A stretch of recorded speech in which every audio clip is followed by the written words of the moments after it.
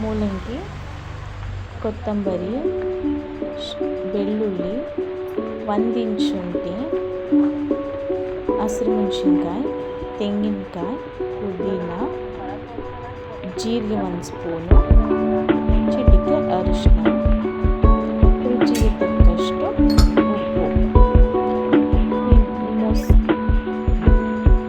ಮೂಲಂಗಿ ಮೊಸರು ಸಾಂಬಾರು ಹೇಗೆ ಮಾಡೋದು ನೋಡೋಣ. ಬಿಸಿ ನೀರು ಕುದಿಲಿಕ್ಕೆ ಇಟ್ಟಿದ್ದೆ. ಮೂಲಂಗಿ ಹಾಕೋಣ.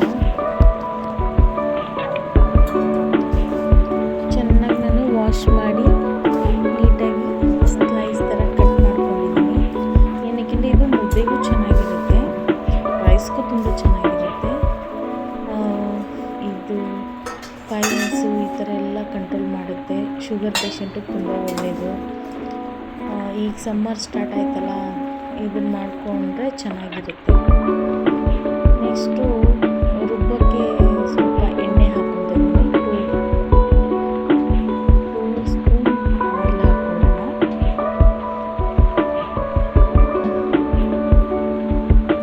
ಅದಕ್ಕೆ ಶುಂಠಿ, ಬೆಳ್ಳುಳ್ಳಿ ಸ್ವಲ್ಪ ಮಸಾಲೆ ಫ್ರೈ ಮಾಡ್ಕೊಂಡು ಚೆನ್ನಾಗಿರುತ್ತೆ. ಶುಂಠಿ 1 ಇಂಚು, ಬೆಳ್ಳುಳ್ಳಿ,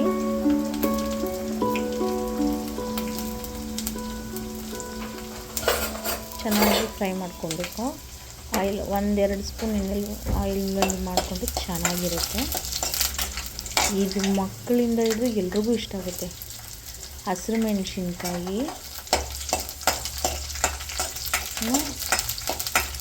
ಫ್ರೈ ಮಾಡ್ಕೊಬೇಕು. ಹಸಿರು ಮೆಣಸಿನ್ಕಾಯಿ ಫ್ರೈ ಮಾಡ್ಕೊಬೇಕು.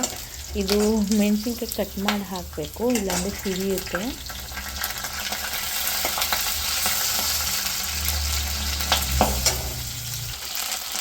ಪುದೀನ ಹಾಕೋಣ. ಸ್ವಲ್ಪ ಫ್ರೈ ಮಾಡಿಕೊಂಡ್ರೆ ಅದು ಟೇಸ್ಟ್ ಚೆನ್ನಾಗಿರುತ್ತೆ. ಪುದೀನ, ಸ್ವಲ್ಪ ಕೊತ್ತಂಬರಿ ಸೊಪ್ಪು ಚೆನ್ನಾಗಿ ಎಣ್ಣೆಲಿ ಫ್ರೈ ಮಾಡ್ಕೊಬೇಕು. ಅಂದರೆ ಎಣ್ಣೆ ಫ್ರೈ ಮಾಡಿಕೊಂಡ್ರೆ ಸ್ವಲ್ಪ ಹಸಿ ವಾಸನೆ ಹೋಗುತ್ತೆ ಅಂತ. ಇದು ಚಿಕ್ಕ ಮಕ್ಕಳಿಂದ ದೊಡ್ಡವರಿಂದ ಎಲ್ರಿಗೂ ತಿನ್ಬೋದು, ಎಲ್ರಿಗೂ ಇಷ್ಟ ಆಗುತ್ತೆ.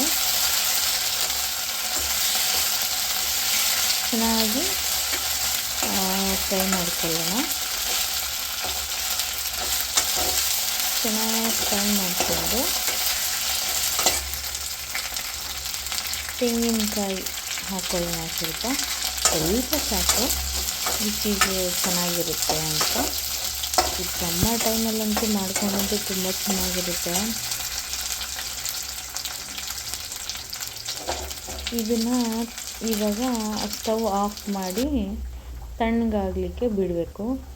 ಇನ್ನೊಂದು ಒಲೆಯಲ್ಲಿ ಇವಾಗ ನಾನು ಮೂಲಂಗಿ ಬೇಯಿಸ್ಕೊತಾ ಇದ್ದೀನಿ. ಇದು ಈಗ ಫ್ರೈ ಮಾಡಿರೋದು ಒಂದು 10 ಮಿನಿಟ್ಸು ತಣ್ಣಗಾಗಕ್ಕೆ ಬಿಡಬೇಕು. ಚೆನ್ನಾಗಿ ಇದು ಮೂಲಂಗಿ ಬೇಯಬೇಕು.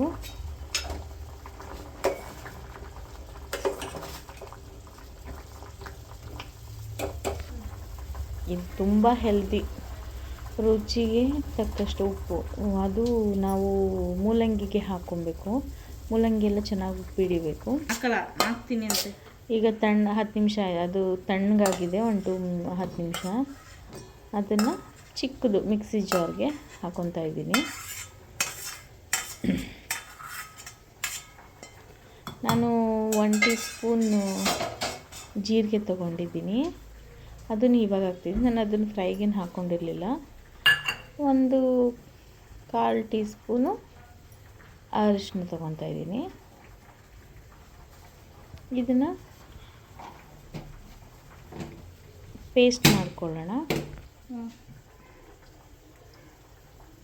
ಸ್ವಲ್ಪ ನೀರು ಹಾಕಿ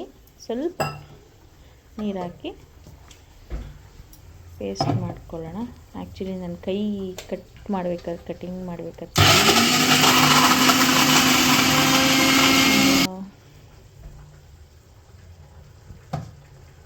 ನೋಡಿ ಈ ಥರ ಪೇಸ್ಟ್ ಮಾಡ್ಕೊಬೇಕು. ತುಂಬ ನುಣ್ಣಗೇನು ಬೇಡ, ತರಿಯಾಗಿ. 1-2 ಸ್ಪೂನ್ ಎಣ್ಣೆ ಹಾಕೋಣ ಬಾಣಲಿಗೆ.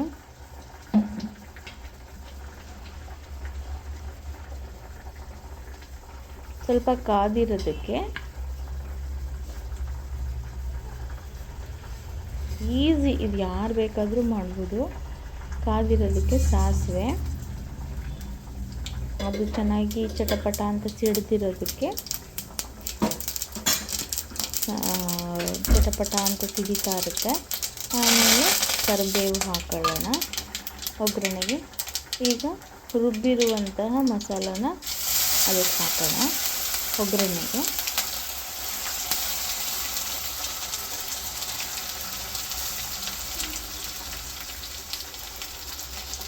ಚೆನ್ನಾಗಿ ಮಿಕ್ಸ್ ಮಾಡಬೇಕು.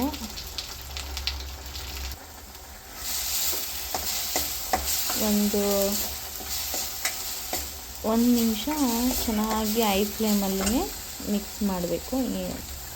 ಅದು ಸ್ವಲ್ಪ ಜಾರಿಗೆ ನೀರು ಹಾಕ್ಕೊಂಡು ಅದನ್ನು ಮಿಕ್ಸ್ ಮಾಡ್ಕೊತಾ ಇದ್ದೀನಿ. ತುಂಬ ಚೆನ್ನಾಗಿರುತ್ತೆ ಇದು, ಮಕ್ಕಳು ತಿನ್ಬೋದು, ವಯಸ್ಸಾಗಿರೋರಿಗೂ ಚೆನ್ನಾಗಿರುತ್ತೆ. ಮುದ್ದೆ, ಅನ್ನ ಎಲ್ಲದಕ್ಕೂ ಚೆನ್ನಾಗಿರುತ್ತೆ. ನೀವು ಒಂದು ಸಲ ಮಾಡಿ ನನಗೆ ಕಮೆಂಟ್ ಮಾಡಬೇಕು. ನಿಮಗೇನಾದರೂ ಹೊಸ ಅಡುಗೆ ಬೇಕು ಅಂದರೆ ನಾವು ಮಾಡಿಕೊಡೋಕ್ಕೆ ರೆಡಿ ಇದ್ದೀವಿ. ಓಕೆನಾ? ಚೆನ್ನಾಗಿ ಕುದೀತಾ ಇದೆ. ಇವಾಗ ಸಿಮ್ ಮಾಡಿದ್ದೀನಿ. ಇಲ್ಲಿ ಮೂಲಂಗಿನೂ ಚೆನ್ನಾಗಿ ಬೆಂದಿದೆ.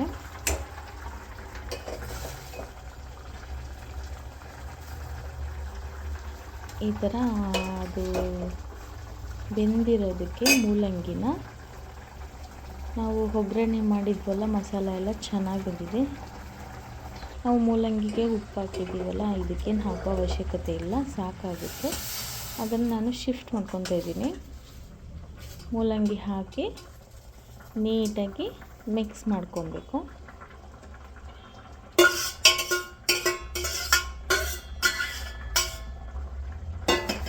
ನಮ್ಮ ಮನೇಲಿ ಎಲ್ರಿಗೂ ಇಷ್ಟ ಇದು.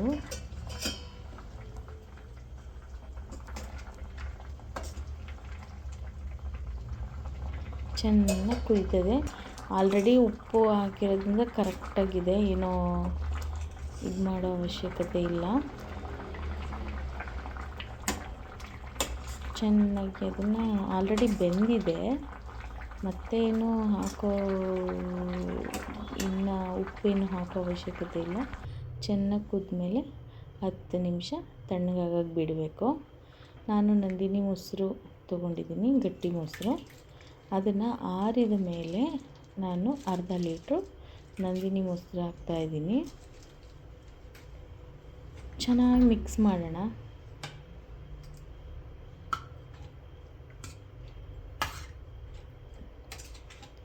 ತುಂಬ ಚೆನ್ನಾಗಿರುತ್ತೆ. ಹೇಗಿರುತ್ತೆ ನೀವು ಟ್ರೈ ಮಾಡಿ ಹೇಗಿದೆ ಅಂತ ಹೇಳಬೇಕು.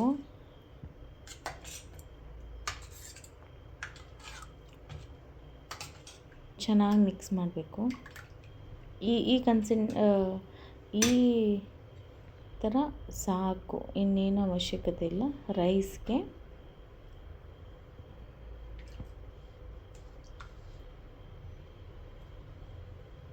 ತುಂಬ